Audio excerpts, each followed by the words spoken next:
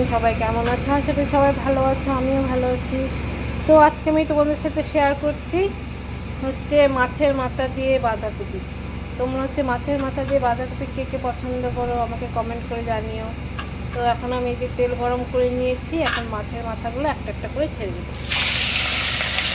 এই দেখো মাছের মাথাগুলো ছেড়ে দিয়েছি, এগুলো এখন একটু ভাজা হোক। আর ওপরে যে সাউন্ডটা হচ্ছে ওটা একটু ইগনোর করো, ওটা হচ্ছে চিমনির সাউন্ড। তো আমি এখন মাছের মাথাগুলো ভেজে নিই, তারপরে তোমাদেরকে আবার দেখো। আমার মাছের মাথাগুলো ভাজা হয়ে গিয়েছে। আর আমি এই মাছের মাথা ভাজা তেলের মধ্যে এই শুকনো লঙ্কা জিরে দিয়ে দেবো। এখন আমি আলুগুলো কেটে রেখেছি, এগুলোও দিয়ে দিব তেলে। এই যে দেখো আলুগুলো দিয়ে দিলাম, একটু লাল লাল করে ভেজে নিই। আলুগুলো একটু লাল লাল করে ভাজা হয়ে গেছে। এই বাঁধাকপি, মটরশুঁটি, টমেটো, কাঁচা লঙ্কা সব কড়াইয়ে ঢেলে দিই। এটা কড়াইয়ে ঢেলে দিই।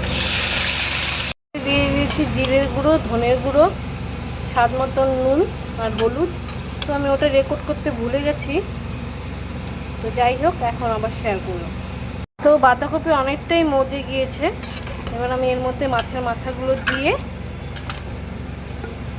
নাড়িয়ে চাড়িয়ে ঢেকে দেব 10 মিনিটের জন্য। তো এই যে 10 মিনিট ঢেকে দেওয়ার পর এই যে বাঁধাকপিটা পুরো হয়ে গিয়েছে, এখন এটাকে আমি নামিয়ে নেব। এই যে দেখো আমার মাছের মাথা দিয়ে বাঁধাকপির ঘন্ট পুরো রেডি। তোমাদের যদি ভিডিওটা ভালো লেগে থাকে অবশ্যই লাইক কমেন্ট শেয়ার করে দেবে। আর সবাই তোমরা সুস্থ থাকবে, ভালো থাকবে, সাবধানে থাকবে। আজকের মতো ভিডিওটা এইটুকুনি। Bye bye.